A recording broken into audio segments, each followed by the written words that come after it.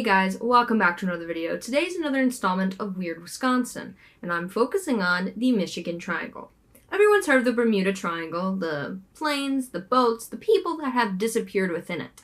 A lot of people believe it's real. A lot of people believe it's not. However, it is not the only triangle to exist. There is a triangle in Lake Michigan known as the Michigan Triangle that has similar disappearances that baffle the mind. The idea of the Michigan Triangle was popularized in the 1977 book, The Great Lakes Triangle, by J. Gorley. This supposed triangle stretches from Ludington to Manitowoc, down to Benton Harbor, and back to Ludington. Now, this is not the only dangerous section of the lake. All of the Great Lakes are known to be treacherous to sail in. Especially during November, when it gets close to winter time, the lakes are known to have really bad storms. However, the lakes have bad storms year-round, but they are extremely dangerous in November and nearing the beginning of spring. There's a list of ginormous storms that have happened on the Great Lakes that have caused boats to sink, get trapped, people to die, get washed off board, to terrible things. The large expanse of the lake allows waves to build to substantial heights when it comes to these storms. It can cause fog, it can cause a lake effect snow. If the wind picks up, there can be surges, which causes the water to go real low on one side and real high on the other. In Lake Erie, the shallowest of the Great Lakes, these surges can get to 8 to 10 feet tall. Across the Great Lakes, there are an estimated 6,000 shipwrecks. In Lake Michigan, there are an estimated 635 alone. Wow. Now, this triangle may not exist. Some people believe it exists, some people believe it doesn't, some people think it's a rectangle, but honestly, every Great Lake is dangerous. They have strong currents, they have horrible storms, and regardless of if you believe in this triangle or not, some weird disappearances have happened on Lake Michigan, especially. One of the earliest known incidents in the Lake Michigan Triangle is the disappearance of the ship Le Griffon on September 18, 1679. Le Griffon docked at Le Grand Bay, which is now known as Green Bay. It was loaded with 12,000 pounds of fur and was headed to Lake Erie. However, the vessel never arrived, and the ship has also never been found. So no one really knows what happened to the ship. Some think a storm took her out. Some think the Native Americans in the area decided to board her, kill her crew, take the boat for themselves. Some think that the crew sunk the boat on purpose and then took off with the fur to go make some money. However, no one knows for sure what happened. We don't even know what lake it's in. So it could have sank in Lake Michigan. It could have sank in Superior. It could have gotten all the way to Erie before it sank. We don't know. Maybe one day we'll find the remnants of this ship. Technically, most likely, a lot of people believe that it did not sink in Lake Michigan, that it did get out of the lake before it sank, whether voluntarily or not. But it still technically was last seen in Lake Michigan, and it disappeared from Lake Michigan. So it counts. On May 21st, 1891, the schooners Thomas Hume and Rouse Simmons set off from the port after dropping a shipment of lumber off in Chicago. Both ships were supposed to return to the Hackley-Hume lumber mill in Muskegon. However, a squall hit and Rouse Simmons returned to Chicago to wait out the storm. However, the ship Thomas Hume kept going. This ship disappeared with all 6 sailors on board. Hackley-Hume sent out a vessel to search for this ship and even had a $300 reward to find it. However, they found nothing.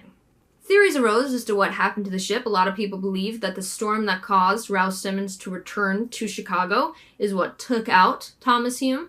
However, some other people theorize maybe it hit another boat and sank, or ran into some rocks, or literally anything could have happened because no one knew where it was. However, in 2006, mind you, this ship went down in 1891, it was finally discovered by an A&T recovery employee who was looking for something else and stumbled upon it.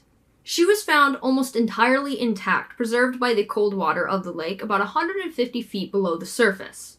The Michigan Shipwreck Research Association concluded that there is no chance that it ran into anything or hit another ship, because there wasn't enough damage to say, oh, it slammed into something. Most likely, the storm that caused her sister ship to turn back was what took out this boat. In some triangle irony, her sister ship, Rouse Simmons, 20 years later, in November of 1912, also sank. At the time, she was carrying Christmas trees, known as the Christmas Tree Ship. November 1912 was relatively quiet for November. There was only one big storm that had happened, and the season was almost over for shipping, and they just wanted to get those Christmas trees across the lake. The conditions the day the ship left were poor. People knew that the winds in these type of storms could get up to 60 miles per hour, if not higher. But the captain of the Rouse Simmons decided to push forward anyway. Local legends say that sailors refused to get on board and that it wasn't seaworthy, but whether there's any credence to that, I don't know. Despite the bad weather and the chance that people just had a bad feeling about this boat, the Rouse Simmons left around noon, jam-packed with so many Christmas trees you could barely walk. The weight of the trees was far higher than it should have been for that type of boat, but they had to get a quota, and they cared more about money than the safety of the people on board. The Kewanee Life Saving Station saw the Rouse Simmons on November 23rd, 1912. The sails were battered. One of their sails was half-mast, basically being like, help us, please, and they were struggling in the water. However, their boat to go out and help them had left earlier that afternoon, so they called a different life-saving station and hey dude, there's a boat struggling in the water and they need help. This other station finally got out to where the boat was last seen, and it was gone. A message in the bottle, supposedly from the Rouse Simmons, showed up in Sheboygan. Now, a lot of people don't really give credence to notes in bottles because they can be faked really easily. Write a note, shove it in a bottle, throw it on a beach. You can throw it in the water if you want to see where it goes, but obviously it's not hard proof that it came from this boat. However, it was found, and the message read, Friday. Everybody, goodbye. I guess we are through. During the night, the small boat washed overboard, leaking bad. Invled and Steve lost too. God help us. In December of 1912, Christmas trees started washing shore, and a wallet was found, I believe, in 1924 from someone on the Rouse Simmons, and because of what it was made out of, I think it was oil skin, it was preserved. It had cards, it had a newspaper clipping, it had information in the wallet that wasn't destroyed. This ship went down in 1912. Its wreck was not discovered until 1971, and this boat was also discovered on accident. Gordon Kent Bell Richard was searching for a different vessel known as the Vernon that went down in the 1800s. However, when he went down to the point of interest, he discovered that it was not the Vernon, and after being down there only for a short while, he realized that it was the Rouse Simmons. The boat was 172 feet under the water. Many of the trees in the ship are still there. 2 of the trees were taken from the ship's hold and were put in a museum. The wheel of the ship was also, I think, brought to a golf course? No, it was brought to a yacht club. And the anchor is in Milwaukee, I believe. This next ship didn't go under the waves and disappear. However, its crew did. The Roosevelt was a 2-masted schooner used to transport materials to the House of David in Benton Harbor. In 1875, a car ferry found the schooner upside down. It had capsized entirely, the bottom of the boat was all above water and everything else wasn't. There was no sign of her crew anywhere. They turned her over, took her back to Milwaukee, searched her thoroughly. Her crew was not there. There was no evidence the crew was, in the boat. There was no evidence, of where they went. They were just gone. This boat still had a long career ahead of her. However, in 1921, it happened again. The ship was loaded with potatoes and maple lumber. The captain of the ship refused to get on board. He had a premonition of sorts that something bad was going to happen. The crew decided to leave without him, and his feeling was right, because the boat was found capsized in a very similar manner as the first time, and the crew was missing. Most likely, they went down with the ship, however, they were not in the boat. Where'd they go? Nobody knows. But after the first time, I'd be like, this boat's cursed. Now, the second time happened almost, I think, like 40 plus years later. So there's a ginormous gap, and it was fine throughout. I mean, it might have had issues, but that didn't happen again until 1921. However, the fact that it happened twice is a little weird and a little scary. Most likely the crew drowned, swept off board, but it's kind of weird that there was no evidence of where they went. They were just gone. So there's that. The next mysterious occurrence in the Lake Michigan Triangle is not a boat, but a person. George R. Donner was the captain of the O.M. McFarland. On April 28, 1937, on his 58th birthday, his boat picked up 9,800 tons of coal from Erie, Pennsylvania, and was traveling back toward Wisconsin. The captain was on the bridge navigating through ice floes, and when they eventually reached Lake Michigan, he told his crew that he was going to rest for a few hours and to come get him when they were close to docking. When they got to that point, about 3 hours later, someone went to check on him. The door was locked from the inside. The crew member thought maybe he was already, wandering about the ship, so they searched. They could not find him. After a while, when they figured out, the captain isn't answering and we can't find him, they broke down the door and found nothing. His room looked like it should, however, he was missing.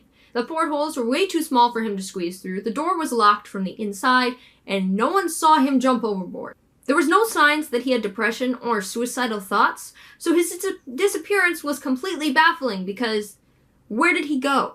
They sent crews out to search the water to see if maybe he had fallen overboard or jumped, but they never found his body. He just disappeared from his cabin, never to be seen again. Boats are not the only thing that disappear on this lake. Planes have also known to disappear within the cold waters. On the evening of June 23, 1950, Northwest Orient Airlines Flight 2501, carrying 55 passengers and 3 crew, left the LaGuardia Airport in New York for Minneapolis. Although a pre-flight review noticed that there was going to be bad weather ahead, the captain wasn't worried, and they just kept flying. The captain, however, did request to descend to 4,000 feet rather than the 6,000 feet because of how bad the weather was. As the aircraft approached Cleveland, Ohio, his request was finally answered. Another plane had dropped 500 feet because of this storm, so the crew on land said that he could drop to 3,500 feet. Later, the captain and his co-pilot steered south to try and avoid some of this, as they were experiencing really bad turbulence. However, this decision to go south to try and avoid the bad weather sent them right into a squall line, right into bad weather. That's just some bad luck right there. At 11:13, the plane made its final transmission, requesting to descend to 2,500 feet so they could most likely be below the clouds so they could see, because it was storming and it was just bad weather and their visibility was crap.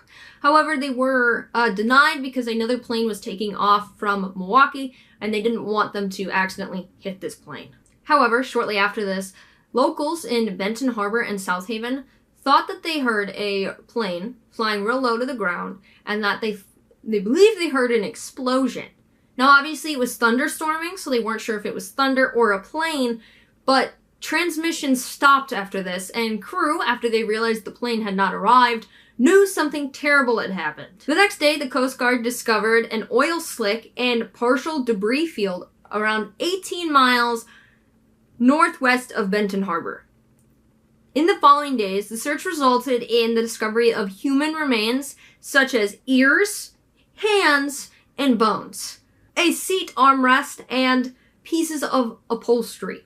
There was also a pair of children's pants that were eventually identified as 8-year-old Chester Schaefer, who was on board this plane. Officials had to temporarily close certain beaches because of how much debris was washing up on shore. Now, no giant pieces of the plane have ever been found. No intact seats, no engines, no black box, no cone of the plane. Any piece that they have found of this plane was no bigger than someone's hand. Okay, now this plane wasn't a ginormous plane. There was 55 people on board, but the debris was no bigger than a hand.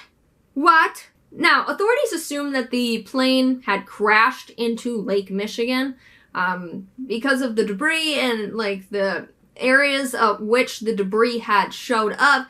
They believe that the plane hit the water forward, downward to a left trajectory real fast. Just boom! There was no evidence of an explosion. None of the pieces found in the plane showed any burn marks. However, a few people thought they heard the sound of something blowing up in the sky, which could have been thunder. But the fact that all these pieces were so small makes me think that an explosion is possible. I've never flown a plane really fast into a lake. So it's possible that the impact of slamming into the water caused it to just, break apart. But I feel like the fact that the pieces were so small, my brain goes it exploded because that makes sense to me. But obviously, they've never found big pieces of this plane to know what happened. But there are many theories of what happened to this plane. Maybe it was struck by lightning and exploded. Maybe it lost control and slammed into the water. Maybe it was aliens. Some people think the plane was abducted by aliens. However, if the plane was abducted by aliens, why were there pieces found? You know what I mean? So maybe they just took a few people out of the plane and then crashed it. Probably not aliens, but you never know. On July 3rd, 1998, Donald Schaller flew a two-seat Aero L-39 Albatros, a high-performance single-engine jet often used as a military trainer by Eastern European countries. Schaller, a veteran pilot, was planning on participating in his first air show for the National County Festival in Traverse City, Michigan. In the passenger seat was Donovan Rodriguez, a flight instructor at the Northwestern Michigan College since the 1970s. At approximately 6 p.m., Schaller radioed that he was 27 miles from the Cherry Capital Airport, where he departed from, and was planning to return to this airport. Soon afterwards, Flight Control realized that the plane had disappeared from radar, and when they tried to contact him again, there was no answer. Coast Guard helicopters quickly began searching the area and found absolutely nothing. The following day, a Canadian cargo plane and the Blue Angels C-130 Fat Albert joined the search. Despite scouring miles of land and water, they found no sign of the plane or the two people on board and ended the search on July 9th. The cause of the disappearance has never been determined because they've never actually found the plane. The Michigan State Police believe that the plane had crashed into the water. However, the weather that day was actually nice. Can't blame the bad weather over Lake Michigan because it was an actual nice day. The weather was nice, both men on board knew how to fly a plane, and the plane was equipped with ejectable seats. However, because the plane has never been found and there was no way to connect to its computer to see if they'd been used, they don't know if they were used or if they even worked. But they were in there. The plane also had parachutes, so regardless if the seats didn't eject, they could have jumped out of the plane if they had the chance. There was a few witnesses that supported a firework-like sound over the lake, which, if the plane could cause that sound. Later that year, an underwater search was conducted using sonar to try and see if they could find the plane. It uncovered a 30-foot-long object that they thought was the plane. However, closer look told them it was a formation of rocks. In 2008, another possible plane, approximately 450 feet below the surface, was discovered. It was next to a boat that sank in the 1950s. However, a dive could not be completed to confirm if the object was a plane, as the diver was not certified to dive more than 400 feet. I don't know if they ever went back to this plane or this object, but as far as I am aware, they never found this plane or any evidence of it. Now, that's only a select few of the weird occurrences that have happened on Lake Michigan. I could go on about the alien UFOs or the submerged objects no one can identify or the massive amount of shipwrecks, disappearances, planes going down. I could go on for days about how much stuff has gone missing or sank in this lake alone. One of the more famous wrecks that I did not talk about is the Carl D. Bradley. It was a cargo ship. Now, this type of ship was popular on the Great Lakes. The issue with the Carl D. Bradley's design is the steel used. If you don't make steel just right, it can become brittle under wear and tear. And Carl D. Bradley and ships like it have been known to snap in half under immense stress. Now, the Carl D. Bradley sank in Lake Michigan, and the two pieces were found about 90 feet apart. Two other boats of similar shape, size, and design also snapped in half. The Edmund Fitzgerald, which is actually a really well-known version of this ship, my grandma actually got pictures on it before it obviously sank. The ship snapped in half in Lake Superior and was found 170 feet apart. And the Daniel J. Morrell, which sank in Lake Huron and snapped in 2 pieces, and the 2 pieces were 5 miles apart. Now you might be thinking, how did that happen? The others snapped in half and basically sank where they were. However, I think either the only witness or one of the only people to survive said that wherever the engine was, he said that he watched it continue moving. Now, if I was, let's say, on a lifeboat, and I just jumped off my boat that had snapped in half, and I watched as one half sank, and the other half just drove off into fog, or even into the darkness, that would be terrifying. And a lot of people didn't believe him. Like, all the times that these boats snapped, I believe they would say, hey, our boat snapped in half, and they're like, we don't believe you. And then they'd find the wreck and go, oh, it did snap in half. Weird. The causes for this supposed triangle are plenty. There are many theories as to what causes this area to be so dangerous. A lot of people have the natural theory. Many of the shipwrecks and disappearances have been blamed on the terrible weather these lakes possess. Things known as wind waves. The wind likes to pick up and the waves get massive in these lakes. Specifically, due to Lake Michigan's shape, its elongated shape and position, its shores are parallel and unimpeded, allowing for the formations of dangerous currents, including riptides and longshore tides. Additionally, the north-south orientation, coupled with regular wind patterns, allows for waves and storms to get really massive and really bad very quickly. Another common theory for these disappearances is the magnetic anomalies caused by magnetic declination or magnetic deviation. Declination refers to the difference between the true north and magnetic north. On average, Lake Michigan deviates 4 to 5 degrees westward, so it's never actually completely accurate. Deviations are errors induced in compasses by local magnetic fields. For example, if you were to hold a compass near a magnetic object, it would turn toward that instead of true north.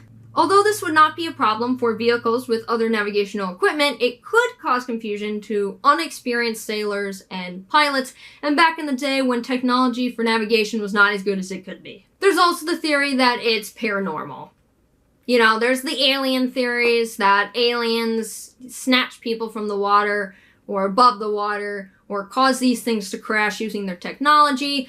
Is there proof behind this? Not really, but a lot of people theorize that it's aliens. Now, I am not an avid alien believer, but I do believe that it's more likely there's aliens than there isn't, because if the universes are so massive and just expansive, we cannot be the only things that are living throughout these planets. You know what I mean? There has to be aliens. Now, whether they are coming to Earth and causing the Michigan Triangle, I don't know, but I'm saying that it's quite possible aliens are real. I just don't know how much they actually affect that people believe they affect. You know what I mean? Like, how interested are they? What are they actually doing? I don't know. But I wouldn't say I'm like a, whoa, aliens did everything. But I do believe that it's possible aliens are real. I just don't know if they're causing this. They also believe that it could be a negative energy vortex. There's this thing known as ley lines. They're like energy lines that go across the earth, and usually there's like positive energy on these lines, but there are areas where there can be a collection of negative energy, and they believe that Lake Michigan is a collection of this negative energy that really just is not good. These places are supposedly places of danger and malevolence and just bad shit. Supposedly, if you believe in ley lines, there's one that runs directly, through Lake Michigan. So if these ley lines are causing issues, it goes right through the lake. So that's awesome. That's awesome. There's also a prehistoric structure that was discovered in Lake Michigan in 2007. It is like Stonehenge underwater. They have been calling it the North American Stonehenge. There's not a lot of information, I believe, on it or who made it or anything like that, but they believe it to be human-made. I think there's carvings on it. So, I mean, that could be causing shipwrecks. I don't think so, but it's cool. Do I believe in the Lake Michigan Triangle? Maybe. However, these Great Lakes are dangerous all over it. It's not this small section of Lake Michigan where nothing bad happens in the other areas. These lakes are scary. The storms on these lakes, terrifying. I would not want to be a sailor on these ships, specifically in November. Oh god. Now, ships do not sink as often as they did back then because materials are better, navigation is better, things are obviously more advanced. However, it still happens. Now, I do believe that a lot of these disappearances, these shipwrecks, are caused just by the terrible weather, and I think that these lakes are scary, and I would never want to ride a boat on these lakes unless it's a real nice day. If there's a chance of a storm, specifically in November, count me out. I'm not dying.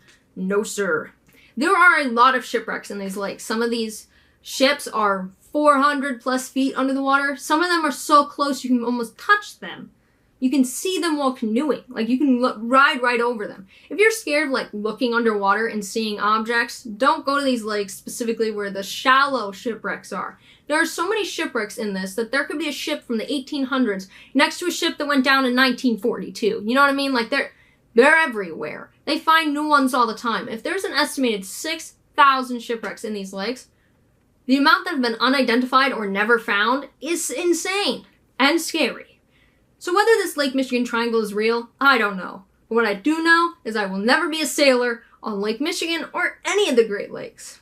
Now, those who do sail the Great Lakes, I applaud you. You got skills. I believe in your bravery.